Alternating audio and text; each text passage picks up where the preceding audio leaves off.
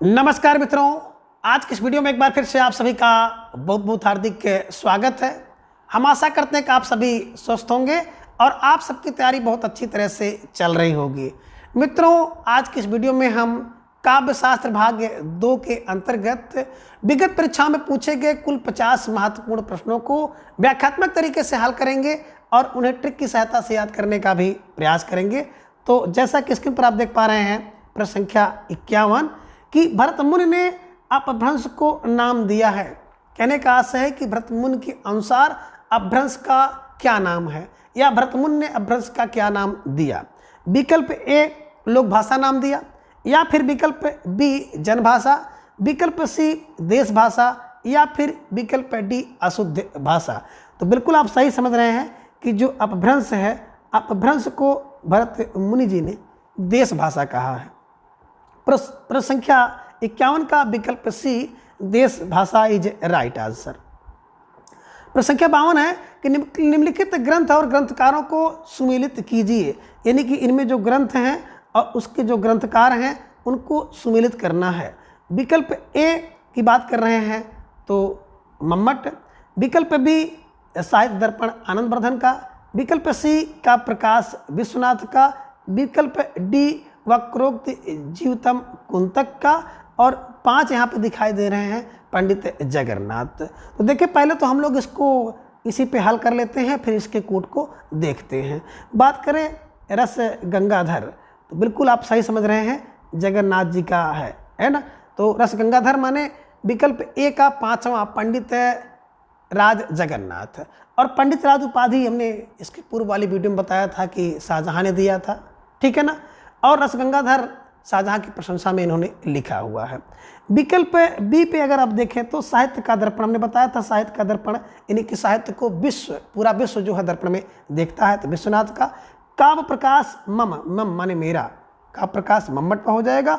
वक्रोक्त जीवितम, किसी के ऊपर क्या करोगे 10 कुंतल वजन लाद दोगे तो वो क्या हो जाएगा, वक्र हो जाएगा, टेढ़ा हो जाएगा। तो आपने देखा कि बिल्कुल जो ए है, ए का 5 है, तो बिल्कुल सही है। 2 का आप देखेंगे 3 है विश्वनाथ, सी का आप देखेंगे बिल्कुल ए मम्मट है, और डी का देखेंगे बिल्कुल 4 वक्रोक्त कुंतक हैं।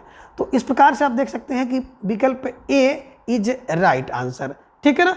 तो सारे जो ग्रंथ हैं और उनके ग्रंथकार हैं इसे आप लोग देख लीजिएगा।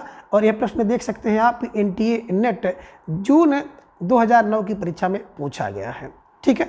प्रश्न संख्या 53 है कि संचारी भावों की संख्या है। कहने का आशय है कि संचारी भाव कितने हैं। विकल्प ए 9 है, विकल्प बी 33 है, विकल्प सी 16 है, या फिर विकल्प डी 99 है। तो आप सही समय से समझ रहे हैं कि जो संचारी भाव होते हैं, संचारी भावों की संख्या होती है 33 संचारी 33। और किसी भी चीज़ को अगर याद करना है तो क्लू बना लीजिएगा, संचार करना चाहिए। कैसे बोले, तन मन धन से तीनों से करना चाहिए, बस दिमाग में बैठा लीजिएगा कि जो संचारी भाव 33 है, ठीक है ना। और इसके अलावा देखेंगे नाट्य भरत मुनि ने अपने नाट्य शास्त्र में 8 रस बताया है और 33 संचारी भाव बताए हैं। तो 8 रस है तो 8 स्थायी भाव भी होगा और सात्विक भाव भी 8 हैं, ठीक है ना। लेकिन अभिनव गुप्त की बात करें तो इनके अनुसार 9 रस हैं, तो ये भी ध्यान में रखिएगा। अभिनव 9 फॉर 9, अभिनव 9 फॉर 9, यानी कि 9 रस अभिनव ने बताया है, ये भी ध्यान में आप रखिएगा। प्रश्न संख्या 54 है, निम्नलिखित सिद्धांतों और विचिंतकों को सुमेलित कीजिए, यानी कि जो सिद्धांत है और उसके शुभचिंतक है उनको मैच कराना है। विकल्प ए आप देख रहे हैं अनुमतिवाद, और इधर है अभिनव गुप्त। विकल्प बी उत्पत्तिवाद भट्टनायक, विकल्प सी साधारणीकरण भट्ट शंकुक, और विकल्प डी अव्यक्तिवाद भट्ट लोलट और भरत मुनि का। तो बिल्कुल आप सही समझ रहे हैं। विकल्प ए की बात करें तो अनुमति अनुमान कब होगा, जब शंका होगी। तो विकल्प 1 का 3 क्या है, भट्ट शंकुक। उत्पत्ति हमने बताया था, जब उत्पत्ति होती है तो लुल लोग करते हैं, उत्पत्ति फार भट्ट लोलुट का, उत्पत्तिवाद भट्ट लोलुट का। और साधारणीकरण ने बताया था कि नायक का साधारणीकरण होता है, तो विकल्प सी का 2 भट्ट नायक राइट है। और अव्यक्तिवाद की बात करें अभिनव अव्यक्तिवाद अभिनव गुप्त का है। तो बिल्कुल आप देख सकते हैं कि ए का 3 है ना। अब ए का 3 देखें कहाँ पे मिल रहा है आपको, उसके पास आप चलिए। बिल्कुल ए का 3, बी का 4, बिल्कुल देखिए बी का 4 है ना, अभी आपने देखा था, उत्पत्ति लुलुट, है ना। सी का दूसरा भी आपने देखा था, और बिल्कुल डी का पहला देखा था। तो प्रश्न संख्या 54 का विकल्प ए इज राइट आंसर। ठीक है। प्रश्न संख्या 55 है कि भरत मुनि के रससूत्र में निम्नलिखित में से किसका उल्लेख नहीं है। कहने का आशा है कि जो उन्होंने रससूत्र दिया है, रससूत्र क्या है कि विभाव, अनुभाव तथा संचारी भाव संयोगाद रस निष्पत्ति, विभाव, अनुभाव और संचारी भागों के योग से रस की निष्पत्ति होती थी। और ये प्रश्न हम लोग पूर्व में ही चर्चा कर चुके हैं। ठीक है ना। तो देखिए पूछ रहे हैं कि इसमें किसका चर्चा नहीं है ना। तो विकल्प ए की बात करें तो स्थायी भाव, विकल्प बी विभाव, विकल्प सी अनुभाव, और विकल्प डी है व्यभिचारी भाव। तो बिल्कुल सही समझ रहे हैं, विभाव, अनुभाव, विभाव, अनुभाव और संचारी भाव यानी कि व्यभिचारी भाव है, लेकिन अस्थायी भाव की चर्चा नहीं की है। तो बस दिमाग में बैठा लीजिएगा, प्रश्न संख्या 55 का विकल्प एक अस्थायी भाव इज राइट आंसर, है ना। जब भरत मुनि ने सूत्र दिया तो उसमें जो है विभाव, अनुभाव, संचारी भाव तो कहा, लेकिन अस्थायी भाव की चर्चा नहीं की है। ठीक है, इसे ध्यान में रखिएगा। प्रश्न संख्या 55 है कि शब्द की द्वयार्थी योजना में कौन सा अलंकार होता है, यानी कि जो कोई शब्द हो उस शब्द का दो अर्थ निकले तो उसमें कौन सा अलंकार होता है इन विकल्प के आधार पर। विकल्प ए अनुप्रास बिल्कुल नहीं होगा, विकल्प बी वक्रोक्ति, विकल्प सी श्लेष, और विकल्प डी है बिल्कुल उत्प्रेक्षा। देखिए वक्रोक्ति की बात करें तो उसमें उल्टा कथन होता है, टेढ़ा कथन होता है, कहा किसी को जाता है, अर्थ किसी पे और जाता है। डी की बात करें उत्प्रेक्षा में संभावना प्रकट की जाती है। विकल्प सी की बात करें तो बिल्कुल श्लेष अलंकार होता है, एक शब्द में कई जो है अर्थ चिपके होते हैं। ठीक है ना। तो बिल्कुल आप सही समझ गए कि द्वि अर्थ किसका होगा, वक्रोक्ति का होगा। को हो तुम तो बोलते हैं हो घनश्याम हम, तो घनश्याम कहने का उनका अर्थ था कि हम श्री कृष्ण हैं, लेकिन उसका अर्थ राधा ले लेती है बादल से। ठीक है ना। तो यही वक्रोक्ति है कि एक का दो अर्थ हो जाए, यानी कहने वाला कुछ कहे और सुनने वाला, समझने वाला कुछ और अर्थ ले ले, तो उसी में वक्रोक्ति होती है, उल्टा कथन, टेढ़ा कथन, उल्टी उक्ति। ठीक है ना। तो प्रश्न संख्या 56 का विकल्प बी वक्रोक्ति इज ए राइट आंसर। ठीक है।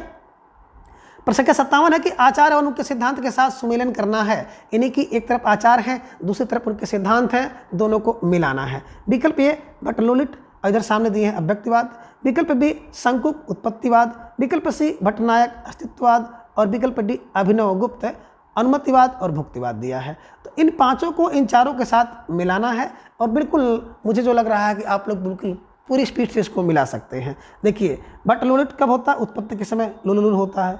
संकुक अनुमान, जब अनुमान होगा, अनुमान होगी तो संकुक होगा। भट्टनायक, नायक क्या करता है, भुक्ति करता है या भोग करता है। अभिनव अव्यक्तिवाद हो गया। ठीक है ना। तो देखिए जहाँ पर देखिए ए का दूसरा हो उसी के पास चलिए, तो विकल्प डी देख रहे हैं, ए का दूसरा है, बिल्कुल बी का चौथा आप देख रहे हैं, बिल्कुल सही है।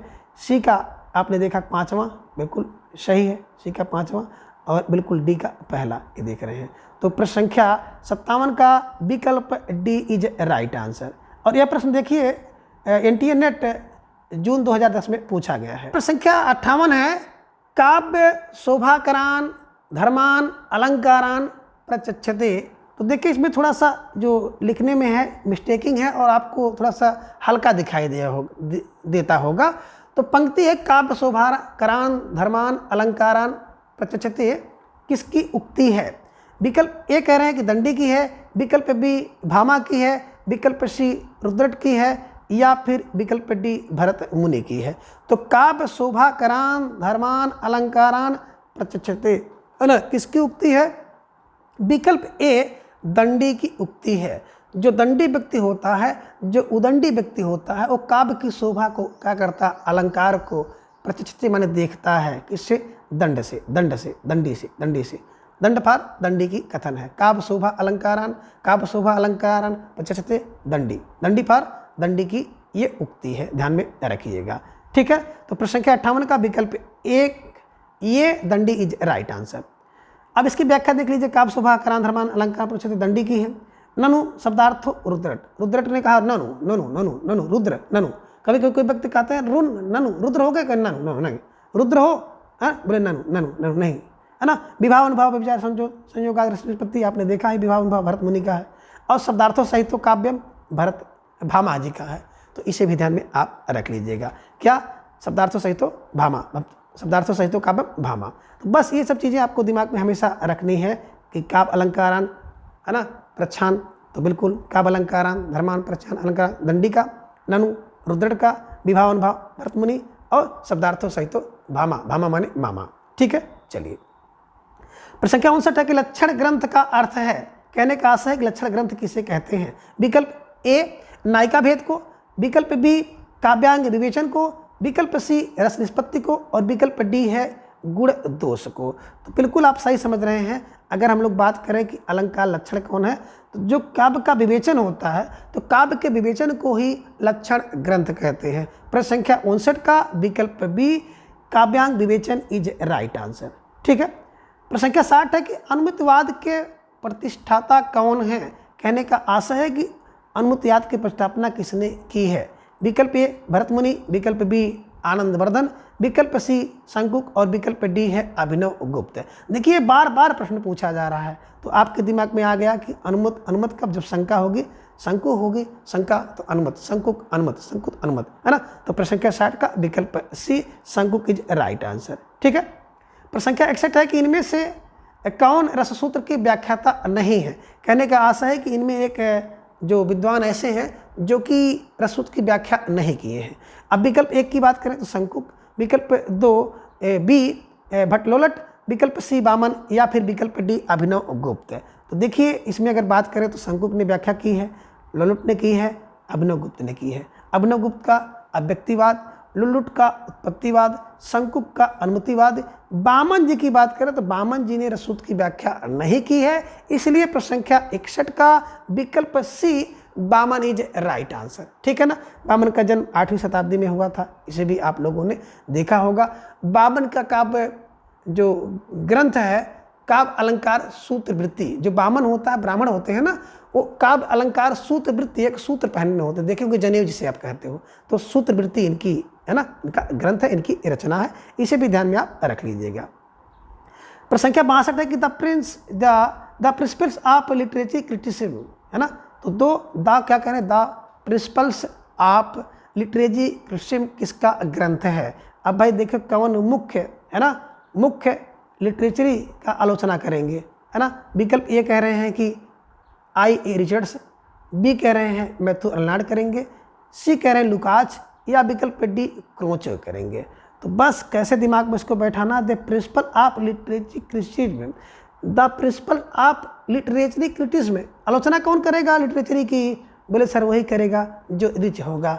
रिच व्यक्ति जो है क्या करता है, आलोचना करता है। देखे होंगे जिसके पास पैसा होता है वो सबकी आलोचना करता है, करिए ये तो खाने बिना मर रहा है, ये ऐसा हो रहा, वो वहाँ नहीं पढ़ा पाएगा, यहाँ नहीं पढ़ा पाएगा, ऐसा वैसा, है ना, ढेर सारी बातें करते हैं। तो बस दिमाग में रखिएगा कि प्रिंसिपल ऑफ लिटरेचरी क्रिटिसिज्म किसकी रचना है, तो रिचर्ड फॉर रिचर्ड, है ना, दिमाग में रख लीजिएगा। आई.ए. रिचर्ड की रचना है, इसे दिमाग में बैठाने का प्रयास करिएगा। तो प्रश्न संख्या 62 का विकल्प A I A. Richards is right answer. प्रश्न संख्या 63 है कि निम्नलिखित आचार्यों का सही अनुक्रम क्या है, इन्हीं की जो आचार हैं इनका क्रम क्या है। विकल्प ए बता रहे हैं पहले भरत मुनि है, फिर भामा है, फिर विश्वनाथ है, फिर अभिनव गुप्त हैं। विकल्प बी बता रहे हैं कि भरत मुनि है, फिर विश्वनाथ, फिर भामा, अभिनव गुप्त हैं। विकल्प सी बता रहे हैं भरत मुनि, भामा, अभिनव गुप्त और विश्वनाथ। तो देखिए भरत मुनि की बात करें 2वीं सदी में, भामा 6वीं शताब्दी में, अभिनव 9वीं शताब्दी में, विश्वनाथ 14वीं शताब्दी में है। तो बिल्कुल आप सही समझ रहे हैं कि विकल्प जो सी है ये सही क्रम है।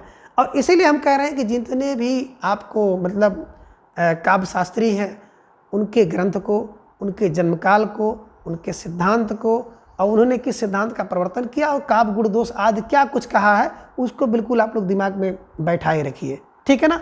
तो मुनि 2 है ना, भामा 6, अभिनव 9 है ना, अभिनव की बात करते हैं 9 10 में है, 10 में अभिनव 10 में है, और विश्वनाथ 14 में है, दिमाग में रख लीजिएगा। ठीक है। तो प्रश्न संख्या 63 का विकल्प सी है ना, भरत मुनि, भामा, अभिनव और विश्वनाथ, ये इनका सही क्रम है। ठीक है। प्रश्न संख्या 64 है कि भरत मुनि के अनुसार काव्य में कुल कितने गुण होते हैं, इसको आपने देखा था। विकल्प ए बता रहे हैं 10 गुण, विकल्प बी 5, विकल्प सी 3 और विकल्प डी है 7। तो भरत मुनि ने 10 काव्य के गुण माना है और 10 काव्य के दोष माना है। 2री सदी में इनका जन्म हुआ है। काव्य अलंकार नाट्यशास्त्र इनका जो है ग्रंथ है, इसे भी ध्यान में आप रखिएगा। ठीक है। चलिए प्रश्न संख्या 65 है कि समालोचना दर्श के शीर्षक से या समालोचना दर्श शीर्षक से, है ना, एसे ऑन क्रिटिसिज्म का अनुवाद किसने किया, है ना। जो ये रचना है एसे ऑन क्रिटिसिज्म, इसका अनुवाद समालोचना दर्श से किसने किया है, ठीक है ना। तो बिल्कुल विकल्प ए बता रहे हैं रामचंद्र शुक्ल ने किया, विकल्प बी डॉक्टर नागेंद्र जी ने किया, विकल्प सी जगन्नाथ रत्नाकर ने किया, या फिर विकल्प डी रमेश कुंतल मेघ ने किया। तो बिल्कुल सही समझ रहे हैं, समालोचना दर्श नाम से ना किसने किया था, जगन्नाथ रत्नाकर जी ने किया था। किसका, एसे, पोप के एसे ऑन क्रिटिसिज्म का आलोचना किया था, बस दिमाग में रख लीजिएगा। आलोचना भैया लोग जगन्नाथ की भी आलोचना कर लेते हैं, और कैसी, बोले समालोचना किसकी, बोले जगन्नाथ की भी कर लेते हैं, यानी कि समालोचना दर्श जगन्नाथ रत्नाकर जी की रचना है, इसे दिमाग में रख लीजिएगा, ठीक है। तो प्रश्न संख्या 65 का विकल्प C Jagannath Ratnakar is right answer. प्रश्न संख्या 66 है कि भारतीय काव्य शास्त्र के प्रमुख काव्य शास्त्रियों का सही क्रम क्या है, यानी कि भारतीय काव्य शास्त्र के जो प्रमुख काव्य शास्त्री हैं उनका क्रम क्या है। विकल्प ए में बता रहे हैं आनंदवर्धन, भरतमुनि, है ना, जगन्नाथ, विश्वनाथ। विकल्प बी बता रहे हैं भरतमुनि, आनंदवर्धन, विश्वनाथ, जगन्नाथ। तो देखिए भरतमुनि जी की बात करें तो 2वीं सदी में, आनंदवर्धन वर्धन, है ना, दिमाग में रखेंगे 9वीं शताब्दी में। विश्वनाथ की बात करते हैं 14वीं शताब्दी में, जगन्नाथ 17वीं शताब्दी में। बिल्कुल सही क्रम है, ठीक है ना। तो आप सही देख सकते हैं कि प्रश्न संख्या 66 का विकल्प 2 भरतमुनि, आनंदवर्धन, विश्वनाथ, जगन्नाथ, यही विकल्प सही है। तो अन्य विषय को पढ़ने की कोई आवश्यकता नहीं है, बिल्कुल इसे दिमाग में बैठाए रखिएगा। निश्चित रूप से ये सब प्रश्न आपको किसी न किसी परीक्षा में जरूर मिलेंगे। और देखिए प्रश्न जो है ये यूजीसी-नेट 2012 की परीक्षा में पूछा गया है।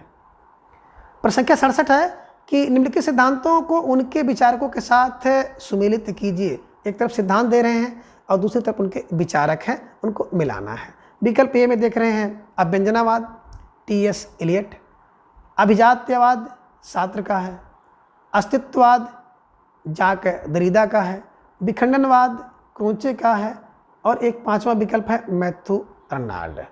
कैसे दिमाग में बैठाया जाए और कैसे इनको तैयार किया जाए, बहुत चुनौती वाला काम है, क्योंकि ये पाश्चात्य काव्य शास्त्री है। लेकिन फिर भी देखिए, अगर आपने ध्यान से इसे देखा तो निश्चित रूप से आज के बाद आपकी ये जो समस्या है ये बिल्कुल ख़त्म हो जाएगी। जब भी ये प्रश्न आएगा आप उसे बहुत आसानी से मिला ले जाएंगे। चलिए चलते हैं। यहाँ पे देखिए अभिव्यंजना, है ना, यानी कि जो अभिजात्य, सबसे पहले आप आइए अभिजात वाले पे। कहाँ पे आते हैं आप, अभिजात वाले पे। तो देखिए अभिजात कौन है, बोले टी.एस. हैं, है ना। जितने भी टी.एस. हैं वो अभिजात हैं। तो टी माने ठाकुर साहब, एस माने सिंह साहब। एक क्लू बनाइएगा भैया, किसी की भावना को ठेस पहुँचाने कोई उद्देश्य नहीं है। तो टी.एस. क्या है, अभिजात हैं, यानी कि सॉरी मित्रों, तो अभिजात कौन है बताए, टी.एस. यानी कि ठाकुर साहब और सिंह साहब, ठाकुर और सिंह, ये क्या है, अभिजात है। अभिजात को आप कहते ही हैं, है ना, कि जो बिल्कुल राजवाड़े से संबंधित हो, है ना, राजाज से संबंधित जो व्यक्ति होते हैं उसे अभिजात कहते हैं। तो अभिजात कौन हो गए, टी.एस., टी और एस, है ना, दिमाग में रख लीजिएगा। दूसरा क्या है, अभिव्यंजना। अभिव्यंजना क्या है, क्रोंचे की, दिमाग में रखिएगा। अभिव्यंजना किसकी है, क्रोंचे की है। अभिजात टी.एस. का हो गया। अस्तित्व किसका है, इसी सत्र का है ना। किसी भी चीज़ के लिए जो वैलिड होता है कहते हैं बस भैया इसका अस्तित्व जो है इसी सत्र के लिए है, वैध है इसी सत्र के लिए, सत्रफार सत्र के लिए। अब विखंडन कौन करता है, जो विखंडन करता है ना, जो दरिंदा टाइप का व्यक्ति होगा वो विखंडन कर देता है। तो बिल्कुल जाग दरिदा, विखंडनवाद। और नब्य क्या है, नई बातें अगर करें तो मैथ्यू अर्नाल्ड का, है ना, मैथ्यू अर्नाल्ड, नब्य दिमाग में रखिएगा। फिर एक बार देख लीजिएगा, अभिव्यंजना किसकी है, बोले क्रोंचे की व्यंजना, क्रोंचे की, है ना। अभिजात वर्ग में बस बिल्कुल आपने समझ लिया कि टी.एस. है, ठीक है ना। अस्तित्व इसी सत्र का है, विखंडन दरिंदा करता है। बस इसी क्लू की सहायता से आप इसको बैठा सकते हैं हमेशा के लिए, ठीक है ना। और फिलहाल अगर इस विकल्प में देखें तो कि विकल्प डी इज राइट आंसर है। तो प्रश्न संख्या 67 का विकल्प डी राइट आंसर है, ठीक। चलिए प्रश्न संख्या 68 है कि काल के अनुसार निम्नलिखित आचार्यों का सही अनुक्रम क्या है, यानी कि काल के अनुसार जो आचार है इनका क्रम क्या है। विकल्प ए में बता रहे हैं कि भामा, दंडी, आनंदवर्धन, अभिनवगुप्त। विकल्प बी बता रहे हैं दंडी, आनंदवर्धन, अभिनवगुप्त और भामा। विकल्प सी में आनंदवर्धन, अभिनवगुप्त, भामा और दंडी। विकल्प डी में है अभिनवगुप्त, भामा, दंडी और आनंदवर्धन। तो देखिए बिल्कुल आप सही समझ रहे हैं। संख्या 68 का विकल्प ए, भामा 6ठी, दंडी 7वीं, आनंदवर्धन 9, अभिनव 9 माने 10। ठीक है ना। तो देखिए 6, 7, 9, 10 इनका यही क्रम है, 6, 7, 9 और 10। तो प्रश्न संख्या 68 का विकल्प ए इज राइट आंसर। ठीक है। प्रश्न संख्या 69 है कि निम्नलिखित अवधारणाओं के साथ उनके संस्थापकों को सुमेलित कीजिए। जो अवधारणा है इसके अनुसार उनके संस्थापकों को सुमेलित करना है। विकल्प ए सहृदय पटनायक, विकल्प बी साधारणीकरण आनंदवर्धन का, विकल्प सी मधुमती की भूमिका जगदीश, विकल्प डी है अर्थ की लय केशव और अभिनव गुप्त। कैसे इसको मैच कराएंगे तो बिल्कुल एक ध्यान में थोड़ा सा रखना होगा कि इसे मिलाना कैसे है। देखिए सहृदय कौन होता है ना। जो सहृदय वाला व्यक्ति होता है ना वो आनंद को बढ़ाता है। जहाँ भी जाएगा अच्छे हृदय वाला व्यक्ति है तो दूसरे के आनंद को बढ़ाएगा, तो सहृदय आनंद बढ़ाता है। ठीक है ना। साधारणीकरण हमने बताया था नायक का साधारणीकरण होता है, तो साधारणीकरण हो गया नायक के साथ। अब मधुमती भूमिका किसकी है, बोले केशव की भूमिका जो है मधुमती है। और बिल्कुल अर्थ के लय कौन लेगा, जो जगदीश है। जगदीश ने क्या किया, अर्थ की लय को गुप्त कर दिया। अर्थ की लय को गुप्त किसने किया, जगदीश ने किया। तो इस तरह से आप इसे दिमाग में बैठा सकते हैं। नहीं बैठ रहा है एक बार फिर देखिए, सहृदय कौन होता है, जो आनंद बढ़ावा है। साधारणीकरण नायक का होता है, मधुमती भूमिका केशव की है, अर्थ की लय जगदीश ने गुप्त कर दिया। तो इस प्रकार से आप देखेंगे तो निश्चित रूप से बैठ जाएगा। और इसमें अगर बात करें विकल्प की तो विकल्प सी इज राइट आंसर। ठीक है। प्रश्न संख्या 70 है कि वक्रोक्त संप्रदाय के विरोधी आचार्य कौन है। यानी कि वक्रोक्त के बात करें अगर संप्रदाय के संस्थापक हैं तो बिल्कुल आप समझ रहे हैं, वक्र किसी के ऊपर कुंतल भर 10 कुंतल ला दोगे, कुंतक। और इसके विरोधी कौन है ना। प्रश्न ये पूछ रहा है कि इसके विरोधी आचार्य कौन हैं। तो देखिए विकल्प ए बता रहे हैं भामा है, या फिर विकल्प बी आचार्य विश्वनाथ है, विकल्प सी रुद्रट है, या फिर मम्मट है। भाई देखो है ना, जो व्यक्ति वक्र होगा, टेढ़ा होगा, कुटिल होगा, तो उसकी बात करते हैं उसके विरोधी तो पूरे विश्व होगा, है ना। देखे होंगे गांव समाज में कुछ लोग बड़े कुटिल होते हैं, दुष्ट होते हैं, वक्र होते हैं, है ना। तो जो वक्र व्यक्ति होता है, टेढ़ा होता है, कुटिल होता है, उसका विरोध पूरे गांव के लोग करते हैं, पूरा विश्व करता है। विश्वपार आचार्य विश्वनाथ। ठीक है ना। तो वक्रोक्त संप्रदाय के विरोधी कौन है, विश्वनाथ हैं। वक्र का विरोधी कौन करता है, पूरा विश्व करता है। तो इस क्लू की सहायता से आप इन्हें आसानी से बैठा सकते हैं। ठीक है। प्रश्न संख्या 71 है कि कार्यत्री और भावत्री प्रतिभा का विभाजन किस आचार्य ने किया है। कार्यत्री भावत्री प्रतिभा का विभाजन किस आचार्य ने किया। विकल्प ए बता रहे हैं धनंजय ने किया, विकल्प बी महिम भट्ट ने किया, विकल्प सी श्रीहर्ष ने किया, या फिर विकल्प डी राजशेखर ने किया है। तो देखिए कार्यत्री भावत्री है ना, तो कार्यत्री भावत्री कार और भाव ये किसका, बोले राजशेखर का होगा। ठीक है ना। तो दिमाग में रखिएगा राजशेखर ने किया है, इसे ध्यान में आप रखिएगा। ठीक है। काव्य मीमांसा इनका ग्रंथ भी है, इसे भी ध्यान में आप रख लीजिएगा। ठीक। चलिए संख्या 72 है कि भाषा और समाज के लेखक कौन हैं। 20 बार आप इसको पढ़ चुके हैं, भारत भाषा और समाज के लेखक, है ना। विकल्प ए रामविलास शर्मा, विकल्प बी देवेंद्र नाथ शर्मा, विकल्प सी धीरेन्द्र वर्मा, या फिर विकल्प डी है उदय नारायण तिवारी। तो भाषा और समाज में विलास करो, विलास पर रामविलास शर्मा जी की रचना है, इसे ध्यान में आप रखिएगा। प्रश्न संख्या 73 है कि काव्य हेतुओं में व्युत्पत्ति का सही अर्थ है। यानी कि जो काव्य हेतु हैं इनमें व्युत्पत्ति का क्या अर्थ है। विकल्प ए परिश्रम, विकल्प बी शब्द ज्ञान, विकल्प सी लोक ज्ञान, और विकल्प डी है प्रगाढ़ पांडित्य। तो बिल्कुल जो काव्य हेतु है, काव्य हेतु में व्युत्पत्ति का अर्थ होता है शब्द का ज्ञान, है ना। तो प्रश्न संख्या 73 का विकल्प बी शब्द ज्ञान इज राइट आंसर। ठीक है। प्रश्न संख्या 74 है कि वैदग्धा भंगी भणित किसका सूत्र है। वैदग्ध्या भंगी भणित सूत्र किसका है ना। विकल्प ए बता रहे हैं कुंतक का है, विकल्प बी बता रहे हैं भोज का है, विकल्प सी राजशेखर का है, या फिर विकल्प डी पंडित राज जगन्नाथ का है। तो बिल्कुल सही समझ रहे हैं क्या कि वैदग्ध्या भंगी भणित किसका है, कुंतक का है। टेढ़ा व्यक्ति है। टेढ़ा व्यक्ति जो होता है ना, बिल्कुल वो क्या करता है, पैदक को भंगी करता है। भंगी, भंगी बढ़त किसका, वक्रोक्ति का है। ये ध्यान में रखिएगा, ठीक है ना। तो प्रश्न संख्या 74 का विकल्प ए कुंदक इज राइट आंसर। अब इसकी व्याख्या भी थोड़ा सा देख लीजिएगा, इसमें कुछ अच्छी चीजें दी हैं कि वैदज्ञा भंगी बढ़ती है ना, कुंतक का है।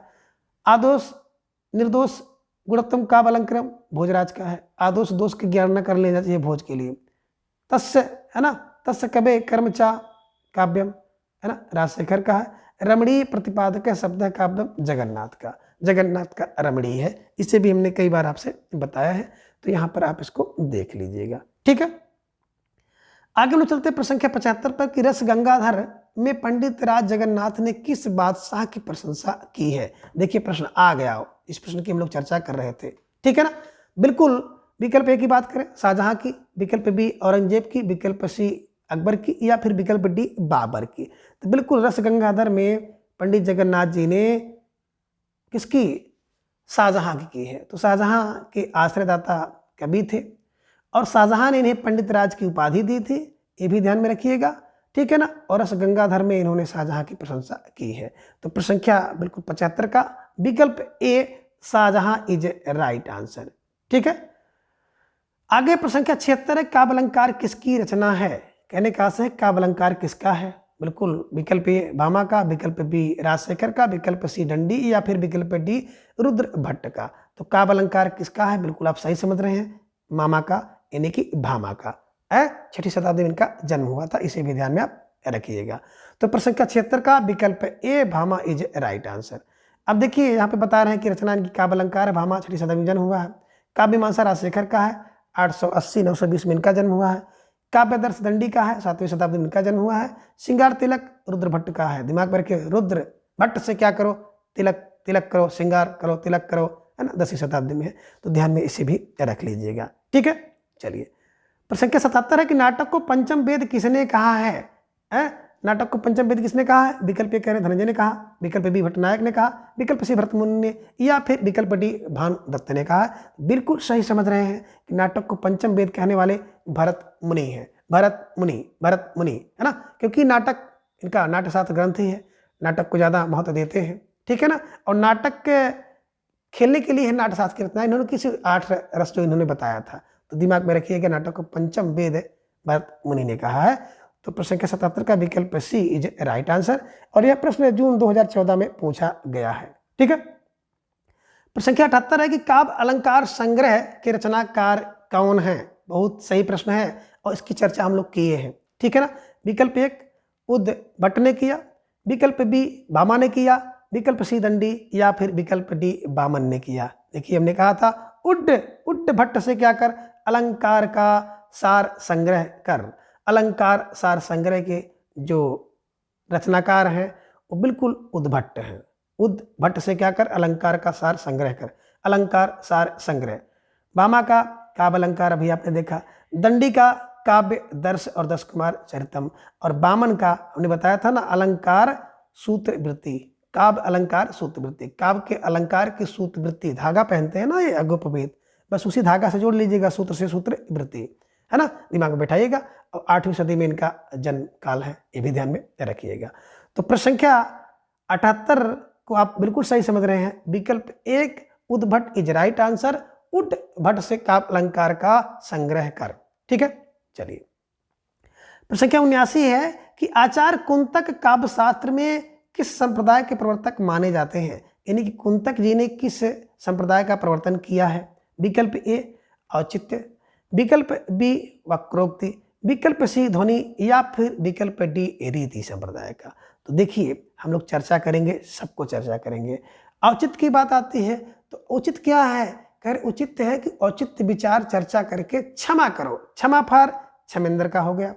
वक्रोक्ति, किसी के ऊपर अगर 10 कुंतल वजन लागोगे तो वो क्या हो जाएगा, वक्र हो जाएगा, कुंतक का है। ध्वनि आनंद बढ़ाती है, आनंद वर्धन का ध्वनि है। रीति बामन का है ना, बामन की रीति है, रीति बामन बनाते हैं, ब्राह्मण बनाते हैं, बामन की रीति है। तो बिल्कुल आपको खुल गया प्रश्न, है ना, क्या है कि कुंतक, है ना, काव्य शास्त्र किस संप्रदाय से है। तो बिल्कुल समझ लिए, किसी के ऊपर 10 कुंतल वजन रख दो वक्र हो जाएगा, वक्रोक्ति संप्रदाय के प्रवर्तक है, ठीक है ना। तो प्रश्न संख्या 79 का विकल्प बी वक्रोक्ति राइट आंसर। प्रश्न संख्या 80 है कि एकांकी में अनुति अथवा संकलन त्रय के अंतर्गत काल स्थान के साथ किसके निर्वाह की गणना की जाती है। कहने का आशा है कि एकांकी में अनुति अथवा संकलन त्रय के अंतर्गत काल स्थान तो रहता ही है, इसके साथ किसकी और गणना की जाती है। विकल्प ए कह रहे हैं कि पात्र की गणना होती होगी, विकल्प बी कह रहे हैं कार्य की गणना हो रही है, विकल्प सी कह रहे हैं प्रक्रिया की गणना हो रही है और विकल्प डी कह रहे हैं पताका की गणना होती है। देखिए मित्रों, बात करें प्रक्रिया पात्र ये सब की तो बिल्कुल आपने देखा था, है ना। किसमें आपने देखा था, ये आप देखेंगे वृत्तियां के अंतर्गत आते हैं, ठीक है ना। यहाँ पे जो कार्य है वो बिल्कुल संकलन के अंतर्गत आता है, कार्य, है ना। तो काल और स्थान ध्यान में रखिएगा। तो प्रश्न संख्या 80 का विकल्प B is right answer, B माने कार्य, ठीक है ना। ये प्रश्न जो है यूजीसी नेट 2014 में पूछा गया है, ठीक। प्रश्न संख्या 81 है कि इनमें से कौन अनुभाव का एक भेद है, यानी कि एक भेद ऐसा है जो अनुभाव का है। विकल्प ए बता रहे हैं कि निर्वेद है, विकल्प बी बता रहे हैं व्रीड़ा है, विकल्प सी बता रहे हैं अनुवाद है, उन्माद है, या फिर विकल्प डी आहार्या है। विकल्प डी आहार्या। देखिए अनुभाव की बात हम लोगों ने की थी, ठीक है ना, 2 और 4, ठीक है ना। तो देखिए आहार्या, आहार्या दिमाग में रखिएगा। तो आहार्या क्या है, एक अनुभाव है, ठीक है ना। आहार्या क्या है, अनुभाव है, और बाकी ये जो 3 है ये संचारी भाव के अंतर्गत आते हैं, इसे दिमाग में रखिएगा। तो प्रश्न संख्या 81 का विकल्प डी आहार्या इज राइट आंसर। प्रश्न संख्या 82 है कि शब्द में जहां मूल अर्थ नहीं बल्कि उसका व्यंग्यार्थ अभिप्रेत होता हो वहां कौन सी शब्द शक्ति होती है। जहां मूल अर्थ ना निकले बल्कि उसका व्यंग्यार्थ अर्थ अभिप्रेत होता है वहां पे कौन सी शब्द शक्ति होगी। विकल्प 1 अभिधा, विकल्प बी लक्षणा, विकल्प सी व्यंजना और विकल्प डी है उपयुक्त सभी। तो देखिए अभिधा का मतलब होता है जैसे बोला जाए उसका अर्थ उसी रूप में ले लिया जाए, अभिधा है। लक्षणा का अर्थ है जब किसी दूसरे को लक्ष्य करके कोई बात कही जाती है तो लक्षणा होता है। और व्यंजना क्या होता है कि जहां कहा कुछ जाए और उसका अर्थ कुछ और हो, शक्ति की सहायता से ली जाए, वो व्यंजना है। तो प्रश्न संख्या 82 का विकल्प सी व्यंजना इज राइट आंसर, ठीक है। चलिए प्रश्न संख्या 83 काव्य दोष की परिभाषा इनमें से सबसे पहले किसने दी है ना। विकल्प ए की बात करें दंडी ने दिया, विकल्प बी भामा ने दिया, विकल्प सी बामन ने, या फिर विकल्प डी आनंद वर्धन ने दिया। तो बिल्कुल काव्य दोष की बात करें तो काव्य दोष की सबसे पहले, है ना, इनमें से जो है ना बामन जी ने किया। अब बामन जी के बारे में बात ये भी है कि बामन जी ने काव्य शास्त्र का बहुत व्यवस्थित रूप से अध्ययन किया है, चाहे काव्य के गुण हो, चाहे काव्य के दोष हो, चाहे काव्य के प्रयोजन हो, है ना, चाहे काव्य के बात करें हेतु हो, सबकी इन्होंने बिल्कुल एक अलग तरीके से व्यवस्थित रूप से इन्होंने है ना काव्य का जो है अध्ययन किया है। तो प्रश्न संख्या 83 का विकल्प सी बामन इज राइट आंसर। प्रश्न संख्या 84 है कि रस निष्पत्ति के संदर्भ में भुक्तिवाद किस आचार का है। देखिए बार बार प्रश्न आ रहा है, भुक्तिवाद, भुक्ति या भोगवाद, ठीक है ना। विकल्प ए अभिनव गुप्त है, विकल्प बी शंकुक है, विकल्प सी भट्टनायक है, या फिर विकल्प डी भट्ट लोलुट है। तो बिल्कुल भुक्ति या भोग कौन कर सकता है, बोले सर जो नायक है ना। तो विकल्प सी भट्टनायक इज राइट आंसर। तो प्रश्न संख्या 84 का आपने देख लिया, सी भट्टनायक इज राइट आंसर। प्रश्न संख्या 85 है कि स्वरभंग किस प्रकार का अनुभाव है। विकल्प ए कायिक है, विकल्प बी वाचिक है, विकल्प सी आहार्या है, या विकल्प डी सात्विक है। तो बिल्कुल दिमाग में रखिएगा जो स्वरभंग है तो स्वरभंग एक सात्विक, है ना, सात्विक प्रकार का क्या है अनुभाव है। बात करें कायिक, कायिक माने होता शरीर से, है ना, जो भाव के बाद जो भाव आए अस्थाई भाव के बाद उसे अनुभाव कहते हैं। यानी कि हाथ उठाना, है ना, फरसा ले लेना, हाथ दिखाना, अंगुली दिखाना, ये सब जो है कायिक होता है। वाचिक माने होता है बोलना, गाली देने लगना, अच्छे शब्द बोलना, जो भी होता है ये वाचिक होता है। आहार्या माने वेशभूषा को देख करके, और ये सात्विक जो है बिल्कुल ये सात्विक भाव होते हैं, अंदर से जो होते हैं जैसे रंग पीला होना, होश उड़ जाना, ये सब चीज़ें सात्विक के अंतर्गत आते हैं। और जो सात्विक भाव होते हैं ये 8 हैं, स्तंभ है, स्वेद है, रोमांच है, स्वरभंग है, कंप है, बबण है, असुर है और प्रलय है। और एक बार जो अभी इसके हाल में 2016 में टीजीटी उत्तर प्रदेश परीक्षा हुई थी, इसमें से पूछा था, एक प्रश्न आया था, ठीक है ना। कैसे दिमाग में रखेंगे, तो ट्रिपल एस को रोक, नहीं तो बबण असुर प्रलय होगा। ट्रिपल एस को रोक लो तो ट्रिपल एस माने स्तंभ, स्वेद और स्वरभंग, ये ट्रिपल एस हो गए। रोक लो, रोमांच और का से कंप, रोक लो। नहीं तो क्या होगा, वैवर्ण, अश्रु, प्रलय होगा। बस ये दिमाग में रखिएगा कि ट्रिपल एस को रोक लो, नहीं तो वैवर्ण, अश्रु, प्रलय, प्रलय होगा। बस इस क्लू की सहायता से आप इन जो आठों हैं, आठों सत्विक भाव को आसानी से याद कर सकते हैं। ठीक है, तो प्रश्न संख्या 85 का बिल्कुल आपने विकल्प डी सात्विक इज राइट आंसर।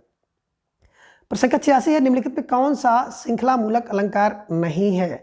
इनमें से एक अलंकार ऐसा है जो श्रृंखला मूलक नहीं है। विकल्प ए कर्णमाला, बिल्कुल श्रृंखला मूलक है। विकल्प बी दीपमाला, श्रृंखला मूलक है। विकल्प सी एकावली भी श्रृंखला मूलक है। लेकिन विकल्प डी काव्यलिंगी की बात करें तो काव्यलिंग श्रृंखला मूलक नहीं है, बल्कि काव्यलिंग में क्या होता, एक कथन को दूसरा कारण देकर के उसका समर्थन किया जाता है। ठीक है ना। और ये भी अभी 2016 में जो बात हम लोग करें, टीजीटी का पेपर हुआ था, हालांकि बहुत टफ पेपर था और बड़े कम नंबर पे लोगों का सिलेक्शन हुआ है। तो इस परीक्षा में भी पूछा था काव्यलिंगी में, उसने उदाहरण दिया था कि कनक कनक के सौगुनी मादकता अधुकाय, या खाए बहुराय जग हुआ पाए बहुराय। तो इसमें कनक से कनक की जो मैंने धतूरे से सोने की जो मादकता अधिक बताई जा रही है। क्यों? क्योंकि धतूरा खाने से व्यक्ति पगला जाता है और कनक यानी कि सोना पाने से व्यक्ति पगला जाता है। तो एक खाएगा, एक पा ही जाए तो पगला जाए व्यक्ति। तो एक का दूसरा ने समर्थन किया है, इस कारण से इसमें काव्यलिंगी अलंकार है। तो ये ध्यान में रखिएगा। प्रश्न संख्या 86 का विकल्प डी काव्यलिंग अलंकार इज राइट आंसर। ठीक है। प्रश्न संख्या 87 के इनमें से किस हिंदी आलोचक ने साधारणीकरण की व्याख्या की है? कहने का आशा है कि इनमें से किसी एक आलोचक ने साधारणीकरण की व्याख्या की है। हिंदी आलोचक की बात करते हैं। साधारणीकरण किसका होता है? नायक का होता है, भट्टनायक ने किया है। लेकिन हिंदी की बात कर रहे हैं तो विकल्प एक डॉक्टर नागेंद्र ने किया, विकल्प बी नंदुलारी वाजपेयी ने किया, या फिर विकल्प सी हजारी प्रसाद द्विवेदी, अथवा विकल्प डी नामवर सिंह ने किया है। तो बिल्कुल सही समझ रहे हैं कि हिंदी में अगर बात करें साधारणीकरण को, तो साधारण कोई बात नहीं होती है, नागेंद्र ने साधारणीकरण किया। साधारण कोई बात नहीं है, डॉक्टर नागेंद्र। ठीक है, दिमाग बैठाइएगा। तो प्रश्न 87 का विकल्प ए नागेंद्र इज राइट आंसर। प्रश्न 88 है कि श्लेष अलंकार कितने प्रकार का होता है? विकल्प ए 2 प्रकार का, विकल्प बी 3 प्रकार का, विकल्प सी 4 प्रकार का, या फिर विकल्प डी 5 प्रकार का। तो देखिए, श्लेष का अर्थ होता है श्लिष्ट या चिपका हुआ, यानी कि एक शब्द में कई अर्थ चिपके हो, तो उसे कहते हैं श्लेष अलंकार। और श्लेष अलंकार का जो भेद होता है वो 2 भेद होता है। एक होता है सभंग अलंकार श्लेष और दूसरा होता है अभंग। तो अभंग श्लेष और सभंग श्लेष ये 2 प्रकार के होते हैं। तो प्रश्न संख्या 88 का विकल्प ए 2 इज राइट आंसर। प्रश्न संख्या 89 है कि निम्नलिखित में से कौन सा शब्द अलंकार नहीं है? इनमें से एक ऐसा अलंकार है जो कि शब्द अलंकार नहीं है, यानी कि शब्द द्वारा चमत्कार वहां पे नहीं उत्पन्न होता है। विकल्प ए श्लेष में, विकल्प बी विप्सा में, विकल्प सी उपमा में, और विकल्प डी है वक्रोक्ति में। देखिए, बात करें विकल्प ए में, तो एक शब्द है ना, एक शब्द के कई अर्थ होते हैं। तो यहाँ पे भैया तो शब्द द्वारा हो गया। विप्सा की बात करते हैं तो कोई शब्द बार बार आता है, जब उसकी सुंदरता उत्पन्न करने के लिए, है ना, बार बार किसी शब्द का प्रयोग करते हैं, एक शब्द कई बार आता है, तो विप्सा होता है, तो भी शब्द हो गया। वक्रोक्त में शब्द का उल्टा अर्थ कहा जाए, कुछ उसका अर्थ कुछ और ले लिया जाए, तो यहाँ भी शब्द अलंकार है। लेकिन उपमा की बात करते हैं तो उसमें अर्थालंकार है। ठीक है ना। तो प्रश्न संख्या जो 89 है, 89 का विकल्प सी उपमा अलंकार इज राइट आंसर। और यह प्रश्न जून 2015 में पूछा गया है। ठीक है। प्रश्न संख्या 90 है कि निम्नलिखित में से कौन सा कथन आचार्य विश्वनाथ का नहीं है? कहने का आशय है कि इसमें से एक कथन जो है आचार्य विश्वनाथ जी का नहीं है। विश्वनाथ जी ने कहा कि रस अखंड है, बिल्कुल सही है। विश्वनाथ जी ने कहा कि रस स्वप्रकाश है, बिल्कुल सही है। विश्वनाथ जी ने कहा कि रस वेदांतर स्पर्श शून्य है, बिल्कुल सही है। विश्वनाथ जी ने कहा डी रस अपने आकार से भिन्न रूप से आस्वादित किया जाता है। तो विकल्प डी विश्वनाथ जी ने नहीं कहा है और ए बी सी को कहा है। तो प्रश्न संख्या 90 का विकल्प डी इज राइट आंसर। ठीक है।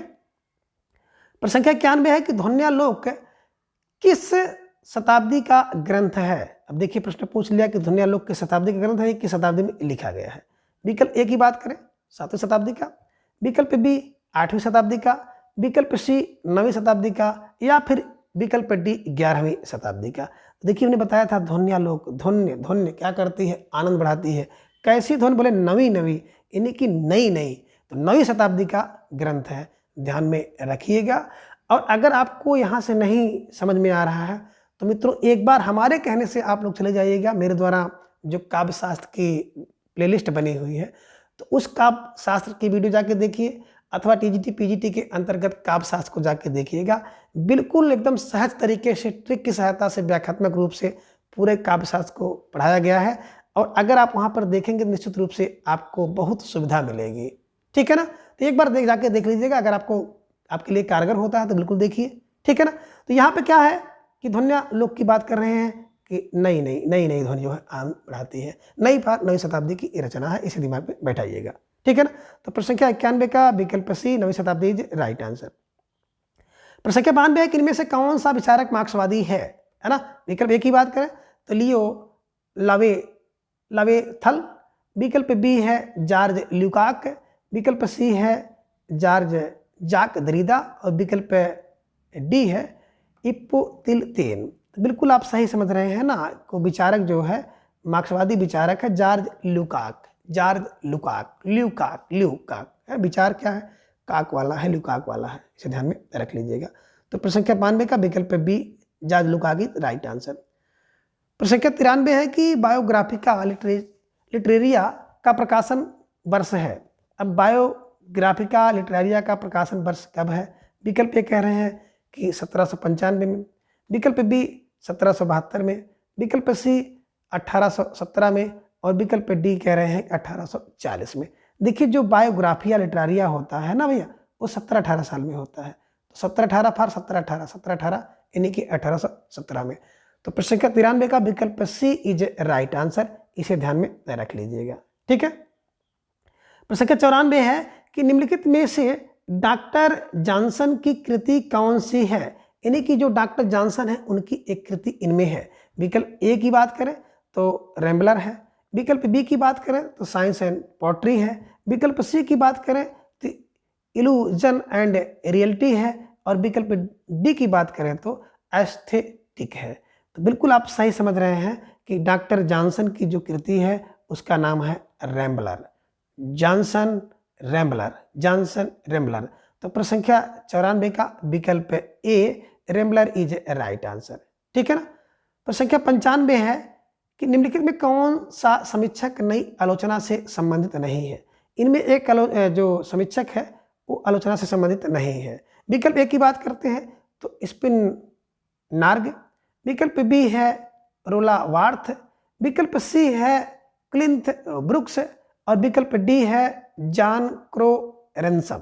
ठीक है ना, बिल्कुल आप सही समझ रहे हैं, विकल्प बी रोला वार्थ इज राइट आंसर। ठीक है, चलिए प्रश्न संख्या 96 है कि महिम भट्ट द्वारा प्रतिपादित सिद्धांत है, यानी कि महिम भट्ट जी ने कौन सा सिद्धांत इसमें दिया है। विकल्प ए की बात करें तो अनुमानवाद, विकल्प बी तात्पर्यवाद, विकल्प सी है लक्ष्यवाद, और विकल्प डी है अभिव्यंजनावाद। तो देखिए अभी आप देखे थे कि अनुमान कैसे होता है, शंका से होता है। तो शंकुक का अनुमान है और महिम भट्ट का भी अनुमानवाद है। महिम भट्ट दिमाग में रख लीजिएगा, अनुमानवाद है। ठीक है, इसे दिमाग में बैठाने का प्रयास करिएगा। ठीक है, तो प्रश्न संख्या 96 का विकल्प ए अनुमानवाद इज राइट आंसर। प्रश्न संख्या 97 है कि चंपू के दो भेद हैं, है ना, यानी कि जो चंपू काव्य होता है गद्य और पद्य में होता है, उसके दो भेद कौन कौन से हैं। विकल्प ए बता रहे हैं विरुद्ध और कपालक, विकल्प बी बता रहे हैं विरुद्ध और कुलक, विकल्प सी बता रहे हैं विरुद्ध और व्राज्य, और विकल्प डी है विरुद्ध और करभक। ठीक है ना, तो प्रश्न संख्या 97 का है ना विकल्प डी विरुद्ध और करभक इज राइट आंसर। ठीक है, प्रश्न संख्या 98 है निम्नलिखित में से किस आचार्य ने अलंकार और अलंकार में आभेद माना है। कहने का आशय है कि कोई एक ऐसे आचार्य हैं जिन्होंने अलंकार और अलंकार में आभेद मान लिया है। विकल्प ए कह रहे हैं भामा ने माना होगा, विकल्प बी कुंतल ने माना, विकल्प सी विश्वनाथ, या फिर विकल्प डी आचार्य रामचंद्र शुक्ल जी ने। तो देखिए भैया कार्य है ना, अलंकार और अलंकार में जो अभेद मानने वाले हैं वो है आचार्य रामचंद्र शुक्ल जी ने अभेद माना है। तो प्रश्न संख्या 98 का विकल्प D Acharya Ramchandra Shukla is right answer. प्रश्न संख्या 99 है कि काव्य संप्रदायों का सही विकास क्रम क्या होगा, यानी कि जो काव्य संप्रदाय हैं उनका सही विकास क्रम किस प्रकार से चला है, बहुत जरूरी प्रश्न है। और देखिए ये प्रश्न पीजीटी 2000 में पूछा गया है। विकल्प ए की बात करें तो सबसे पहले रस आया, फिर ध्वनि आई, फिर अलंकार आया, फिर रीति आई, फिर वक्रोक्ति आई, फिर औचित्य आया। ठीक। विकल्प बी बता रहे हैं रस, अलंकार, रीति, वक्र, ध्वनि और औचित्य आया। तो बिल्कुल यही देखिए विकल्प बी जो है सबसे पहले रस है ना, दूसरी शताब्दी भरत मुनि वाला, अलंकार भामा का छठी वाला, रीति वामन की आठवीं वाला, वक्रोक्ति की बात करें वक्र हो जाता है जब किसी के ऊपर 10 कुंतल रखोगे, ध्वनि 9 है तो दिमाग में रखिएगा, औचित्य विचारचर्या 11 में है। तो ध्यान में रख लीजिएगा कि रस, अलंकार, रीति, रस, अलंकार, फिर रीति, वक्रोक्ति, ध्वनि और औचित्य। ठीक है ना। तो अब इसके सारे विकल्प को हम लोग नहीं देखेंगे, बल्कि अब क्लियर हो गया। तो प्रश्न संख्या 99 का विकल्प बी, रस, अलंकार, रीति, वक्रोक्ति, ध्वनि और औचित्य जो इनका क्रम होगा। तो प्रश्न संख्या 99 का विकल्प B is a right answer. प्रश्न संख्या 100 है कि बेपथु कैसा अनुभाव है ना।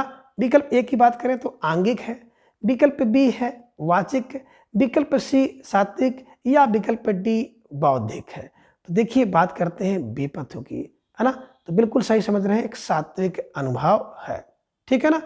तो इस प्रकार से आप इन सभी प्रश्नों को आसानी से हल कर सकते हैं और जो टेक्निकल चीज़ें हैं उसे ट्रिक की सहायता से याद भी कर सकते हैं।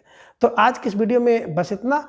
अगले वीडियो में फिर हम इसी तरह से 50 महत्वपूर्ण प्रश्नों के साथ उपस्थित होंगे। तब तक के लिए धन्यवाद, नमस्कार, बाय।